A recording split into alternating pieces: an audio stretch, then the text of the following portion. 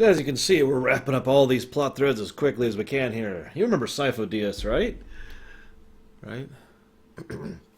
I love the idea of they're talking about how Sifo-Dyas apparently was someone who insisted they needed an army for the coming conflict, and nobody has really been examining this ever since the conflict started. And the army given by Sifo-Dyas was there. I mean, I guess that's their reasoning. It's like, well, he said we'd need an army, and here's the army that he gave for us, so I guess he was right. Let's go! I also note, by the way, the fact that the Chancellor's office has the ability to seal these records is interesting in its own right. First of all, you'll notice that that means a massive amount of influence and power and authority over Jedi affairs on behalf of the office before Palpatine came into power. And I point that out because, well, it's one of those arguments that I've heard many, many times. Did Palpatine cause all of the corruption problems in the Republic, or was he just taking advantage of them? Now, I also like how Palpatine, as usual, plays things basically perfectly. You need a master... and he stumbles for a moment like he can't pronounce it, even though it was just mentioned to him. That's actually a very nice and subtle touch. It shows a degree of unfamiliarity with the subject that Palpatine would know quite a bit about since he was the one who orchestrated that entire thing. I know that technically Plagueis isn't actually canon, or maybe he is? I'm not sure at this point in time. But still, that was something that they've been planning for quite some time, well before Episode 2 came around. I do like Yoda's line. How much success did you have, Yoda? About as much as usual. I get the very strong impression that they view Palpatine as not so much an obstinate bureaucrat as a helpless bureaucrat, someone who just can't do anything for you because of the nature of the system.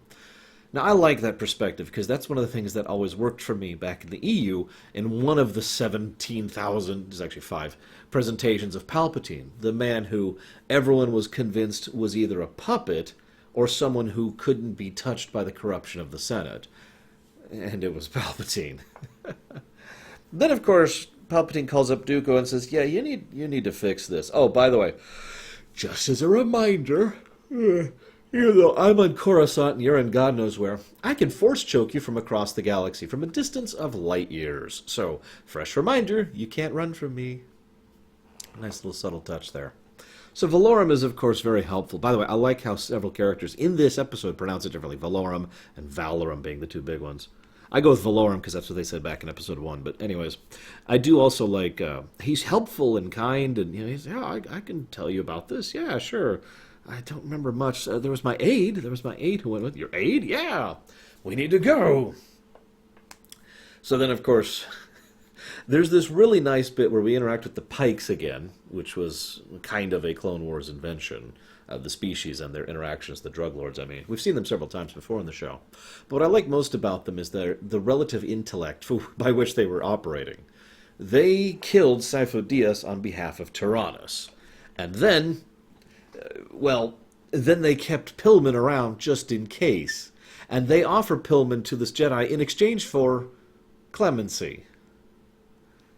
That's actually smart. I was actually just expecting them to be for a mere 1 million credits or some ridiculous thing. I figured they'd be like, ha ha ha. Well, no, all they want out of this is to not have a problem with the Jedi. And that makes so much sense that I have to give a little bit of applause for that. So then, then Tyrannus shows up. And there's this scene that I burst out laughing when I saw it. Tyrannus, you are not welcome here! Because of course he would. You'll notice that, as usual, Dooku just can't... He insists on his style. He insists on being completely above it all and completely untouched by anything that's going on. Yes, there's no need to really worry or rush. Oh, yes, doop-de-doo, gotta maintain my discipline and figure. And when I find that doubly amusing because I've noticed that Dooku tends to project that the most when he is it the least. Right now he's under the gun. This is a huge problem that can cause significant issues for both him and his master and the overall plan.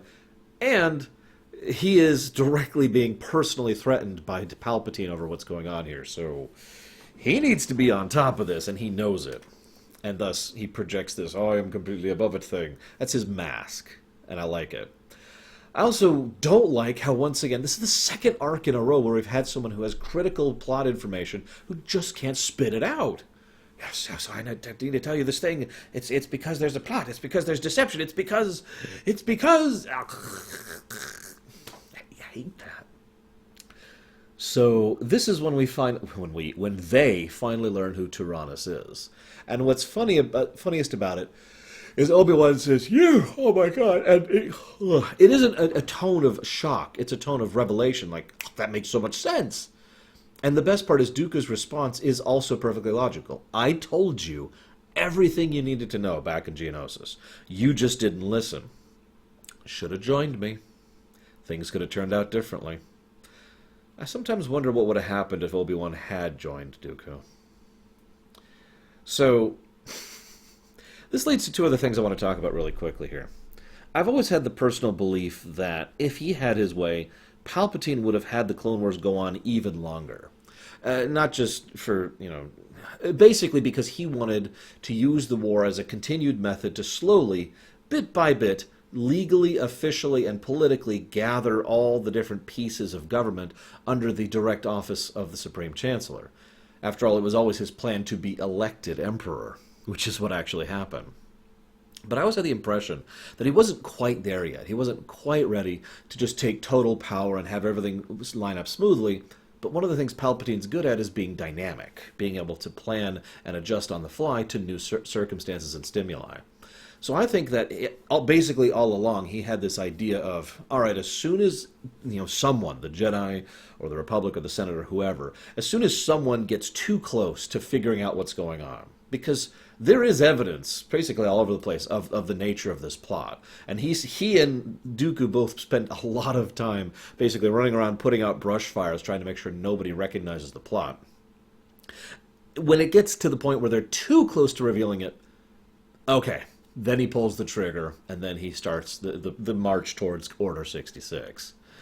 That's just always been my impression, and speaking of which, tying everything in, I think this incident was really the big thing that made him think, all right, it's time to go ahead and start pushing for this, because they came extremely close to learning way too much about Sifo-Dyas, and they already learned something extremely important.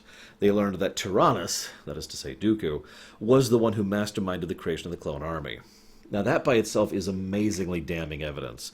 It is astonishing to me that the Jedi basically decide to do nothing about that. In fact, the only thing they decide to do is to discuss it and say, well, you know what? If the public found out about this, that would be horrible.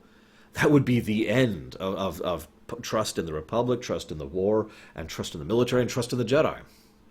And that's not an invalid perspective. But at the same time, they basically decide to do nothing about the revelation that prior to going to war with them, their opponent ensured they would have an army to go to war with. Knowing nothing else about the plans of the Clone Wars, that has a very demonstrable fact that you can deduce from that, and that fact is the enemy wanted the war, not victory. That's important. And that's the kind of thing that you'd think they'd take notice of. But, I mean, this is the Jedi Order, so what the hell do they know? Next time, we have what I do believe is the last arc. The final arc of the Clone Wars, until the series restarts, of course. See you around, guys.